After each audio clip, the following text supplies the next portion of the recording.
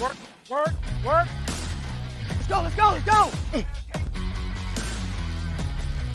Eyes up. 1, 2, 3. Welcome into practice today, presented by SiriusXM. Ethan Greenberg, Eric Allen in the home studios for one final time of the 2020 season. We'll hear from Brian Baldinger and Olivia Landis later in the show. But the big news coming out of Jets camp earlier this morning, Adam Gase addressed the media and said that rookie running back LaMichael Pirine tested positive for coronavirus, and he will be placed on the reserve COVID-19 list and, of course, missed the season finale at New England. This is a really tough break for the rookie out of Florida, fourth-round pick LaMichael Pirine. He just came back to the lineup last week after dealing with a high ankle sprain, and against the Browns, he carried the ball 9 times for 30 yards. He also had a catch for 14 yards. Adam Gase said after the ball game he played violent and gave us a little explosion there, and it would be good to see him carry the load. With that being said, Frank Gore out of the lineup as well this week against the Patriots with a lung contusion. So the Jets are going to be down to a rotation of Ty Johnson and, of course, Josh Adams. Tough break for the rookie who just got back last week, Ethan. Yeah, I thought that LaMichael Pirine looked very decisive coming out of his 4-game hiatus with the ankle sprain. And it is a tough break because Adam Gase said Monday that you would have liked to see LaMichael Pirine have a heavy workload in the season finale, especially with Frank Gore out. But with Ty Johnson and Josh Adams, last time those two guys were the guys, the Las Vegas Raiders game, they blew up on the ground, right? Like Ty Johnson had over 100 yards. The Jets rushed for their most since 2018 with those two guys. So still a good opportunity for them as well. Yeah, and the thing that we have to continue to monitor is the contact tracing. Adam Gase said the Jets are conducting contact tracing among all their players and the staff. So we'll have to see how those things shake out. But you're right. Ty Johnson's a speedster. He's a sub-4.4 guy. He's averaged 4.9 yards a carry so far this year. And in limited duty, Josh Adams, who a couple of years ago led the Philadelphia Eagles in rushing, he's averaged more than 6 yards a carry as well. So Ty Johnson, a speedster, a guy who showed against the Raiders, he had more than 100 yards rushing that game. And then how about a couple of weeks ago against the LA Rams when he became Mr. Third Down on that first drive, which culminated on a touchdown pass from Sam Darnold. So the Jets definitely have confidence in both of those guys. But again, you feel bad for LaMichael Pirine. And on the positive side of the ledger, you have to give the New York Jets and this entire organization a lot of credit for the way they have dealt with the pandemic this year. This is the first overall positive test for a player, and it came in week 17 on a Wednesday, a couple of days before the final game of the regular season. Let's just talk about this game from a broad stroke, not necessarily in terms of the running backs, but the Jets are now heading to Foxborough in hopes to close out their season with 3 straight wins after losing 13 straight against a very different Patriots team. Usually week 17, the Patriots have postseason play on deck. This is not the case this year. They're 6-9. And the last time the Jets won in Foxborough in the regular season was 2008. Yeah, and 2008 was one of the last years where the Patriots didn't win the division, right? But Matt Castle was the starting quarterback. The last time Bill Belichick had double-digit losses was 2000, his first year as head coach of the New England Patriots. The Patriots are going to enter this game 6-9. So the Jets, not only can they break a 9-game losing streak at Gillette Stadium, but they could hand the Patriots a 10th loss, giving them double-digit losses for the first time since 2000, which is really saying something. And we talk about the Jets. They've won their last 2 games.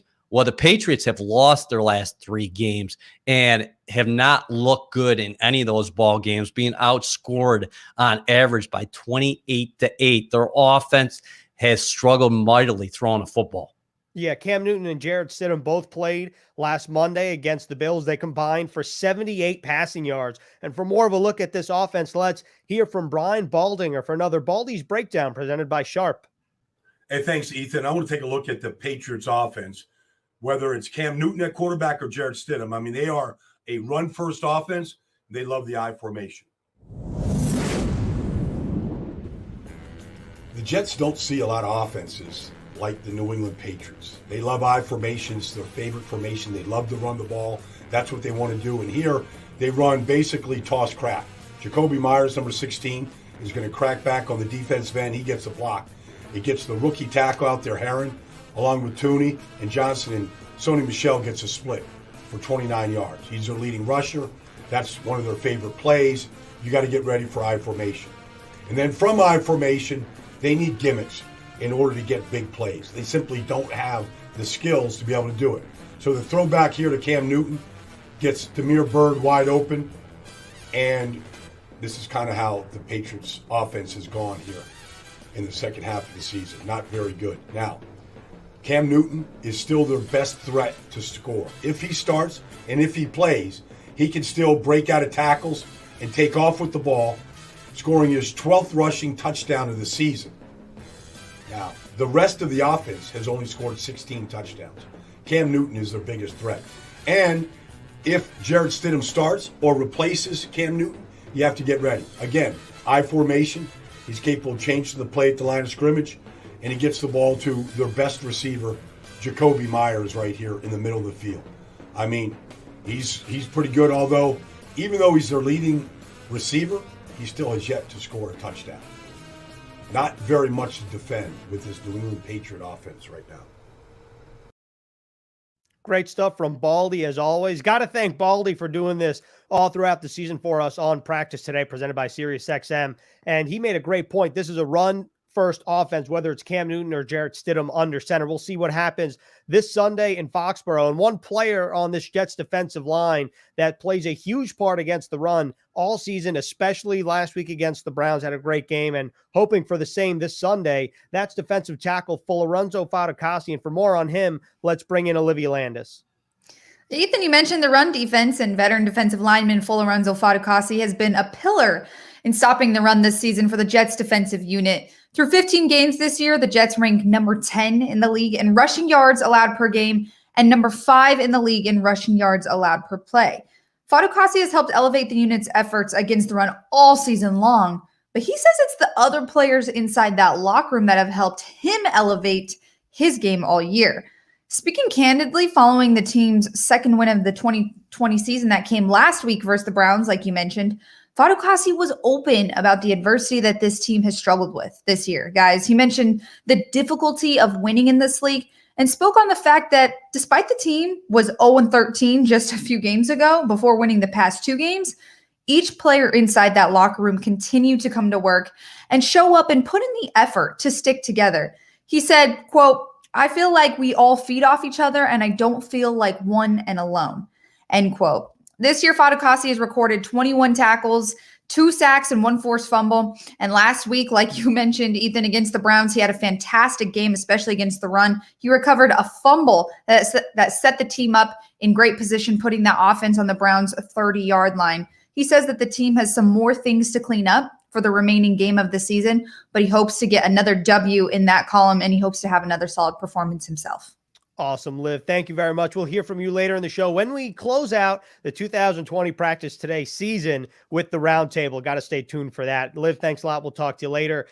EA, this defensive line is more than Lorenzo Fatukasi. There's no doubt about it. And I think entering last week's game, there were obviously a lot of questions. How will this group perform without its best player in Quinnen Williams, who's out for the year with a neck injury? And they answered the bell between Foley, Nathan Shepard, John Franklin Myers. I know Terrell Basham's not a defensive lineman. He had 2 forced fumbles, and that defense as a whole, that's 10th in the NFL against the run, held the Cleveland Browns to 45 total rushing yards.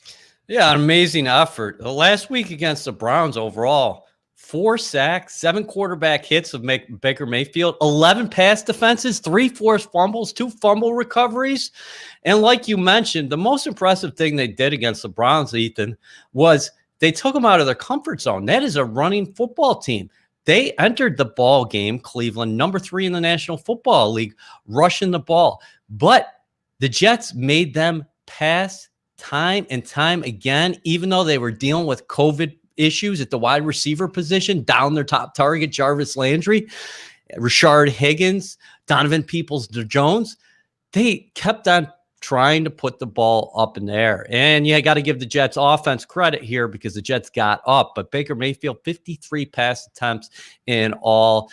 The Jets, since Frank Bush has taken over, top 10 in a number of categories the last 2 weeks. Points allowed per game, yards allowed per game, rushing yards allowed per game, sacks, takeaways, and third down percentage since week 15. They're playing fast.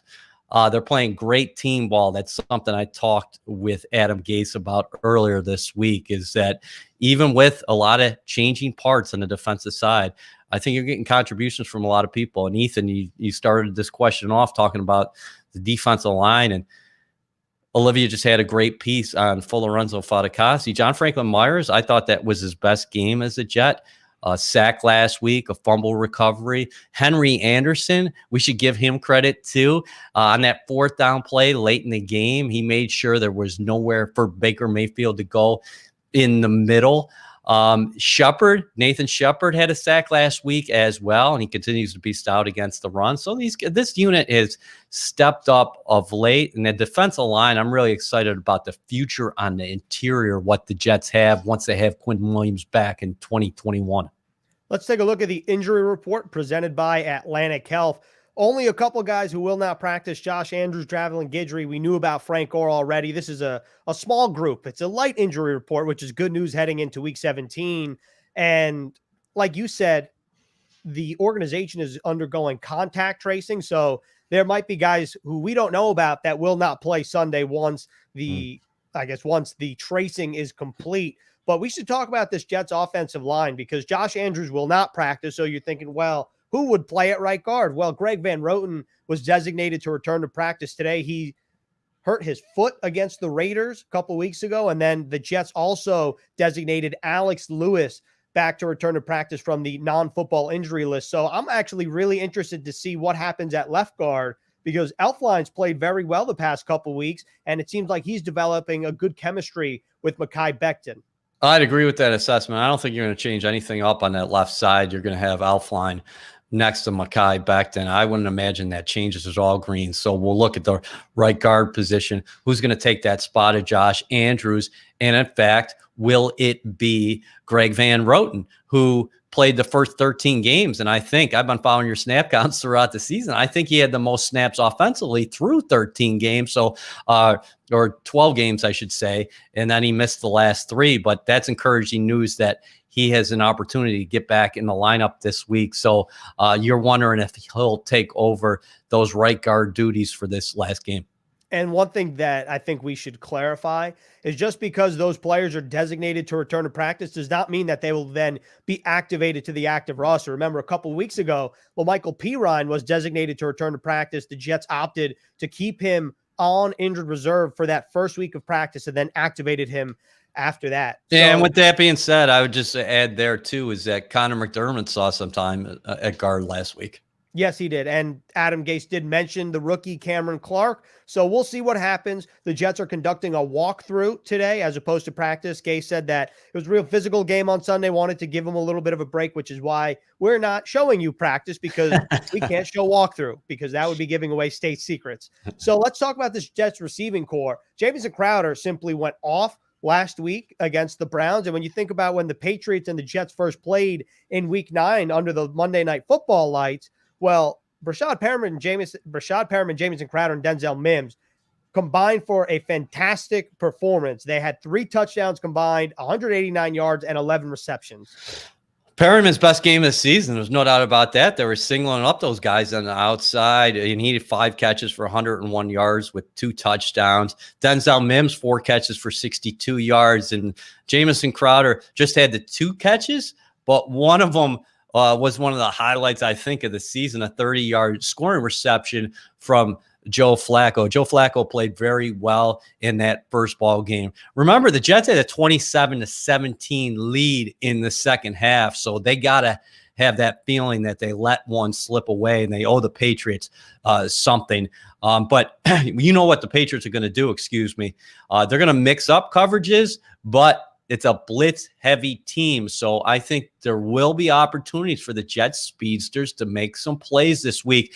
And the Patriots, what do they like to do? Well, take away your top weapons. So I think Jamison Crowder, who so far this season's been targeted 85 times, he's got 55 catches for 668 yards receiving, and he's only played in 11 games, and he got 6 touchdowns. I think he's going to be seeing a lot of Patriots around him on Sunday. Yeah, I definitely agree with that one. And J.C. Jackson, the Patriots cornerback, 8 interceptions on the season, second in the NFL. And that Patriots defense is still man-to-man heavy, even without Stephon Gilmore on the outside. And real quick on the receivers, I think we've seen Denzel Mims kind of slip a little bit the past 2 games, but I'm just curious what you've made of his performance over the past 2 weeks, if that's just a lack of opportunities or just the way coverage and pressures match up, where maybe the Jets don't have opportunities to hit Denzel Mims down the field or over intermediate routes, because he only has 3 catches and was held catchless last week against the Browns. So this might be a plug for the Adam Gase Show, which airs locally 11:30 a.m. Sunday morning here in the New York area. You also can catch it on NewYorkJets.com and Jets apps soon after it airs here locally. There was an opportunity late in that ball game when the Jets were clinging to a 20-16 lead, where he ran a little stop and go against the Browns' top cornerback, Denzel Ward, and it was there. And I'll tell you what, Greens, if the protection held up on that play, it would have been a 70-yard touchdown. So sometimes, yes, the stats are very important. There's no doubt about that. And the most important number, though, is having more points than the opponent. But there have been times where Denzel maybe wasn't targeted, but he was open. And for whatever reason, as Adam Gase likes to say, offensively, it takes all 11. And there were a couple plays against the Cleveland Browns that I think it would have looked a little bit different if protection held up a little bit more, even though those guys did a solid job overall. Selfishly, I'd like to see Denzel Mims score a touchdown week 17 in Foxborough. I think a lot of Jets fans would like that as well. So it would be a first. It would be a first, which is why I think, selfishly, I'd like to see it happen. And Denzel Mims had a nice performance against the Patriots on week 9. Let's hope that he can do the same in week 17. So now let's hear from Eric Coleman for his 3 matchups to watch. Hi, I'm Eric Coleman here with Sirius XM NFL Radio with my keys to the game as the New York Jets travel up to Foxborough to battle the New England Patriots. Offensively, no Frank Gore this week, so the young running backs are going to have to make a big impact in this game. Ty Johnson, LaMichael Pirine, and Josh Adams are all going to be key contributors. Also on offense, Sam Darnold has gone 3 games without a turnover. He's going to have to make that 4 if the Jets want to come out victorious. Now, on both sides of the ball, all these players, this is week 17. This is the last chance to show what you have to the NFL. Go out there with some great effort, put some great film on tape, and come out with a W. I'm Eric Coleman, and those are my keys to the game. All right. Thank you, EC. I was wondering if we were going to see the gun show from Eric Coleman in week 17, but he ended up dressing up for us, EA. Must be a holiday dress up for him. Ethan, I thought he was very conservative. I was actually let down by Eric Coleman as he finishes the year here on practice today. I mean, pregame central, you better be bringing something. Yeah, Eric Coleman is either usually extremely well dressed or he's got a tank top on. So, being in Florida, I do like this.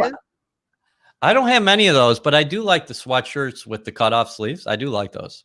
Okay. All right. I think that's a homemade Eric Coleman production, just so you know. Yeah. But anyway, let's talk about Sam Darnold. Eric Coleman talked about it. Sam cannot turn the football over in order for this Jets team to win. I know the Jets lost against the Seahawks before they got 2 back-to-back victories, but this is 3 straight games where Sam hasn't turned the football over, and you've clearly seen a difference in not only the result, but really complimentary football as well. Yeah, the numbers haven't been gaudy, right? Under 60% the last 3 games, and he's averaging during that span where he hasn't had a turnover, less than 200 yards passing per game. But the key stats are 3 touchdowns and also 0 interceptions, 0 lost fumbles. And the Jets right now, they're playing so well defensively that offensively for Sam Darnold, what he wants to do, and he said it the other day, just on every drive with a kick, whether that's an extra point, a field goal, or a punt. And the Jets have been able to do that of late. Again, I go back to that first meeting with the Patriots. That was Joe Flacco's best performance of the season. And this game's going to mean a lot to Sam Darnold. Yes, the Jets aren't going anywhere after Sunday. They're 2-13. The best they can finish is 3-13. But Sam Darnold's never beat the Patriots before. He's 0-2 as a starter against the Pats, and he's really struggled against them. So bottom line, the personnel has changed there defensively, but it is still the New England Patriots. And I think Sam wants to go out here on a winning note. He's taken steps forward of late, and he's going to have some opportunities to make some more plays downfield. I definitely agree with that. And not only is he waiting for his first win over the Patriots, his first touchdown pass against the Patriots as well. And the Jets are going to have opportunities because the Patriots like to press you up at the line of scrimmage. So if maybe that will play into the hand of someone like Rashad Perriman or Denzel Mims, which is what we saw, in fact, in week 9. Yeah, I think Mims is the kind of guy, he's so big. And sometimes maybe there's a cornerback, defensive back in the area. I think Mims is the kind of guy that you can throw to him where it might not look like he's open, but he's going to win some one-on-one matchups. And Perryman continues to blow by people. He really surprised, I think, the Patriots, which is kind of odd since he's been in the National Football League for a few years, but he was just getting by people. And then you add to the mix Jamison Crowder. I like the contributions the Jets have gotten from Chris Herndon of late. So, Sam Darnold's got a good chemistry with him and the great chemistry with the aforementioned Jamison Crowder. But you'd love to see him and Denzel Mims hook up a few times against the Pats. No doubt about that. And just to bring things full circle here, Joe Flacco threw an interception to the Patriots. That was really the turning point in that game that led to the Patriots tying the game and then winning the game over the New York Jets. So that's really going to be the difference when the Jets play the Patriots this weekend for the season finale in Foxborough. And for a closer look at this matchup, let's hear from NFL Network's analytics expert, Cynthia Freeland. Thanks, guys. One of the things that stands out for Week 17 is something that happened in Week 16, as in Sam Darnold threw 2 touchdown passes that were both on attempts of over 10 air yards. That's really interesting, especially considering that he was under pressure on more than 40% of dropbacks. So that's a nice place of improvement. The next thing that stands out from that last game, well, the Browns were not able to run the ball. They only had 45 total rushing yards. And this is a rushing offense that averaged 152.6 in weeks 1 through 15, which was good for 3rd best in the NFL over that span. That's a really interesting and good note for the Jets' run defense. The last number is 6. So in this upcoming matchup with the Patriots, this one could matter because the Patriots over their past 4 games have only sacked opposing quarterbacks 6 total times. That's tied for 5th fewest in that span. That's not a very Patriot-like thing. The interesting part here is the Patriots are coming off a game where their defense allowed 6.7 yards per play to the Buffalo Bills, and their offense completed fewer than 43% of pass attempts. So this deficiency as an inability to get to the quarterback and their inability to complete passes on offense, and kind of a weakness in terms of giving up both rushing yards and passing yards to opposing offenses, could mean a big opportunity for the Jets in Week 17 to close it out with a nice win. For more stats and context just like that, make sure you watch the numbers game this weekend with Dan Grassa and I. Back to you, Ethan and EA. Thank you, Cynthia, not only for that segment, but all season long for a part of our Stats Amazing segment. And Cynthia mentioned the Patriots pass rush. Well, Chase Winovich leads the team with 3.5 sacks. That is not a good number. So that bodes well for the Jets and potentially for Denzel Mims and Rashad Perriman and the Jets receiving options. Let's bring back in Olivia Landis for our final segment of the final show of Practice Today in 2020. And so this is what we're going to do. We're going to talk about what is our favorite play from this season, obviously with 1 game left. So, Liv, let's start with you, and then we'll go to EA, and I'll wrap things up. Liv, what is your favorite play from this season so far? Okay, this comes in a form of 2 plays, same player.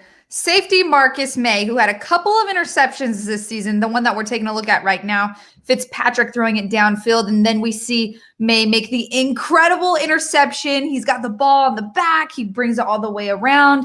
Can't say enough about this play, honestly. So this one, and then, of course, the interception that he had in Seattle when he was facing off against wide receiver DK Metcalf. Just honestly, safety Marcus May, he's been so impressive this season. And these 2 interceptions really stand out to me as some of the top plays this year. Wow, you must be. I don't see EA right now, but I bet he has a big smile on his face because you just chose the Gator. Listen, the Gators a baller. There's no doubt about that. And, Marcus May, team MVP again. The Jets made that announcement late last week, but he should not only be saluted for what he's done on the field, but he's really stepped up in terms of leadership, and he's kept this team together. And one of my favorite Marcus May plays was his 4th down pass deflection against the Rams, because this locker room has stayed together. And after 13 consecutive losses, it was May who helped them get that first win.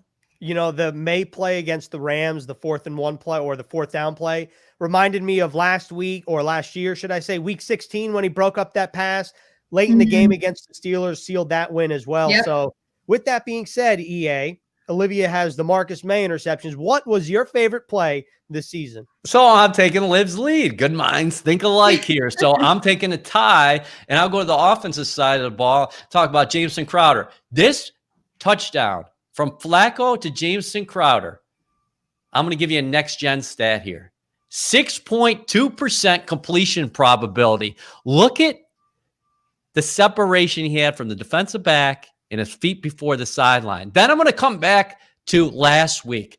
Jameson Crowder played basketball growing up in North Carolina, and he was dropping dimes against the Cleveland Browns. Look at that pass against Braxton Berrios for a 43-yard touchdown. So my thing with Crowder, last week, he became just the 3rd Jet in franchise history to throw for a touchdown pass and catch one. But I go back to that first game against New England.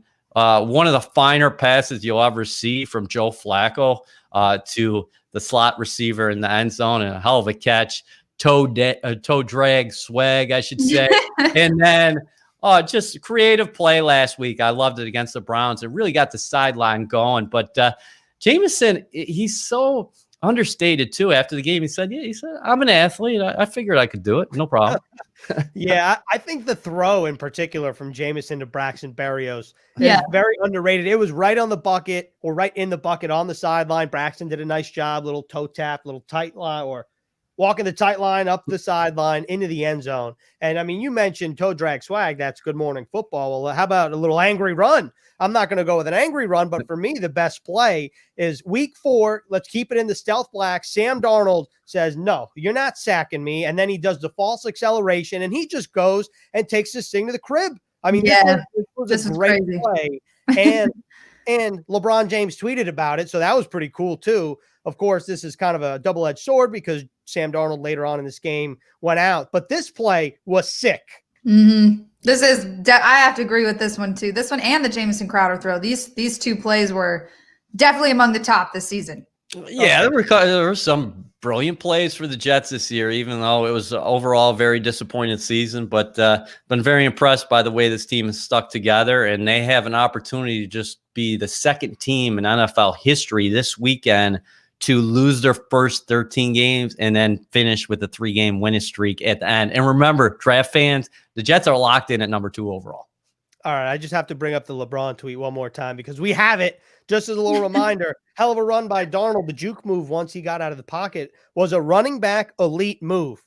I don't know what that means, but I know that it's pretty cool that LeBron tweeted about the Jets quarterback. And on that note, that is how we wrap up practice today of the 2020 season presented by SiriusXM. Thank you, Brian Baldinger. Thank you, Eric Coleman. Thank you, Cynthia Freeland. Thank you to everyone that's involved in the production, Matt Sickoff, Tim Morgan, Austin, Mancuso. I mean, you know who you are. Thank you, Olivia, UEA. And that's all we have. Everyone have a happy new year, and make sure to tune in Sunday, Pregame Central presented by Pepsi, 11 a.m. sharp.